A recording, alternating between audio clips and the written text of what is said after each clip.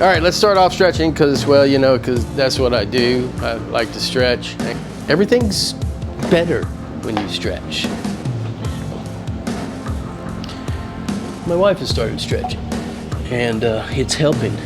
And she, like everybody, has things that she has to work through that are part of the things that have happened to her body. There are just about no negatives to stretching, no matter what anyone wants to tell you.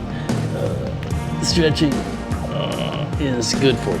Now, of course, the type of stretching that you do and how you do it is very important. And that can make all the difference in the world as to whether or not the benefits, whether or not you see any benefits, first of all, and then whether or not those benefits are long-term, short-term, sustainable, capable of being built upon, foundational, any of those things are dependent upon how you stretch. But the mechanics of how muscles and tendons and bones tighten and shrink over time is something that NASA has studied very well, because those are part of the unloading studies that have been done to be able to examine some of the possible effects of long-term microgravity, long-term stays in microgravity. And so we actually have, you know, measurements of how tight the limbs become and how quickly and how fast the muscles shrink and range of motion is lost. So these are well-known phenomenon, and in every instance, stretching can take you back to original or beyond levels of flexibility. That's not to say that it will be easy or that it will feel good. I did not say that, because neither of those things are true. If you've had flexibility and lost it and then start to go back and get it again, it's going to be very unpleasant for a lot of the beginning until it comes back. And the longer it's been, the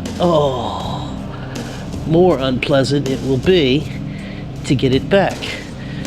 But you'll get it back. And then keep it this time. That's the plan. Keep it this time. Don't let it go away. Just keep doing it every day. So that's what I'm doing every day. It does feel good, though, to be able to be flexible enough to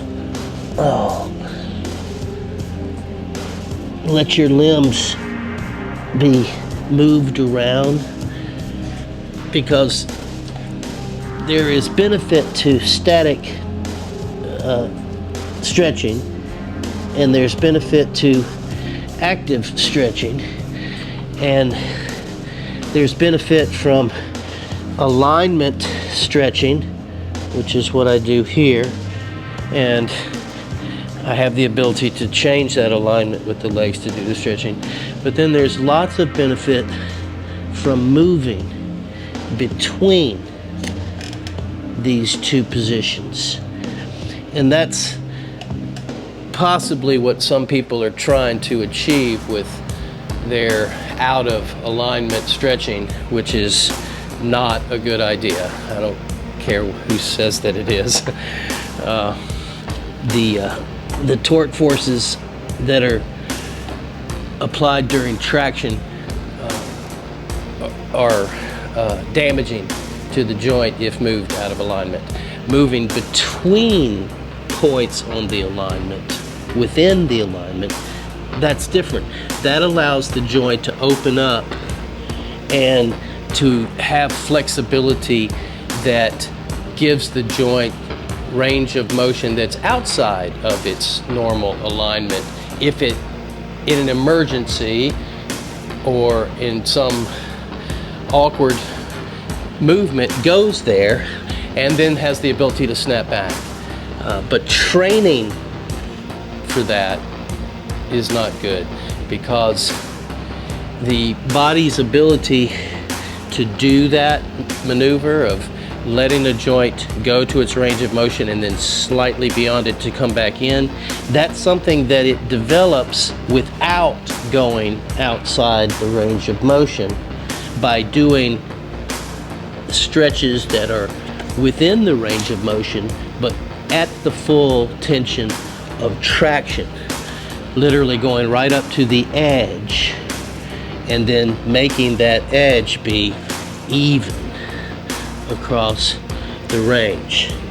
That's how you improve the strength and harden the joint in the hip, not by going out of alignment. All right, next level of stretches. Oh, gotta go up.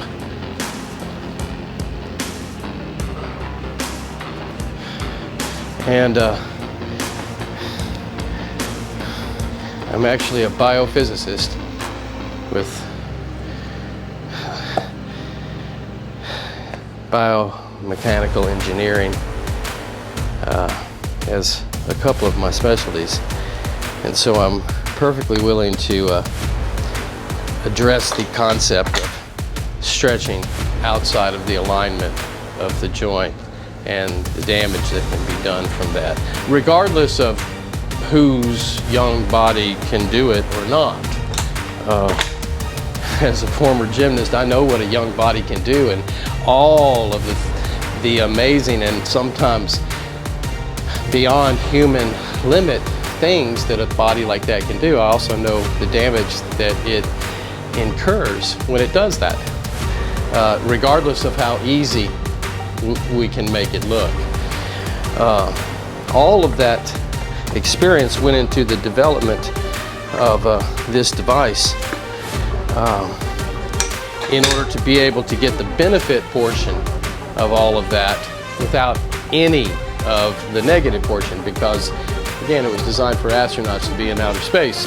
If we're training them and something happens to them because we're training them in some manner that has certain negative effects that are associated with it, that's bad, because there's nobody up there that can fix it. So we had to train them in a way that had no negative effects. That included stretching. That was the general concept behind developing this. Oh.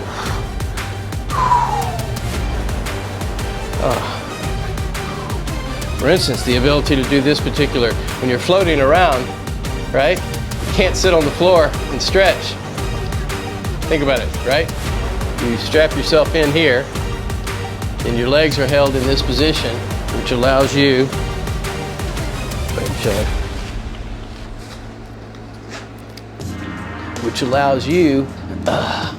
all right, to be able to hold on to the machine, move your body into a traction position to stretch it, and be able to do that in microgravity.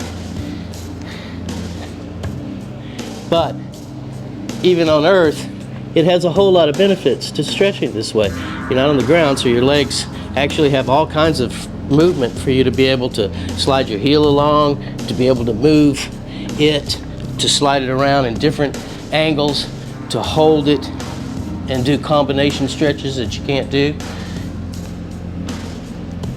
It gives you the ability to also stretch your body in ways that you can't do when you're sitting on the ground, because you have nothing to hold on to.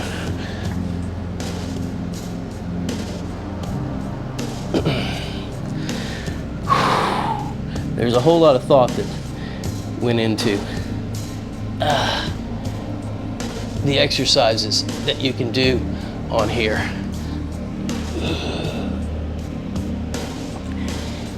and the benefit that you get out of it.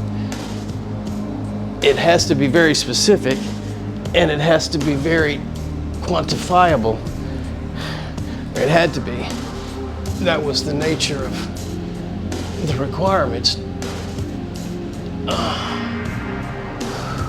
It just so happens that that's a useful set of requirements, or a useful set of abilities for the requirements in lots of other things like fitness and health and athletics and human performance improvement. All right.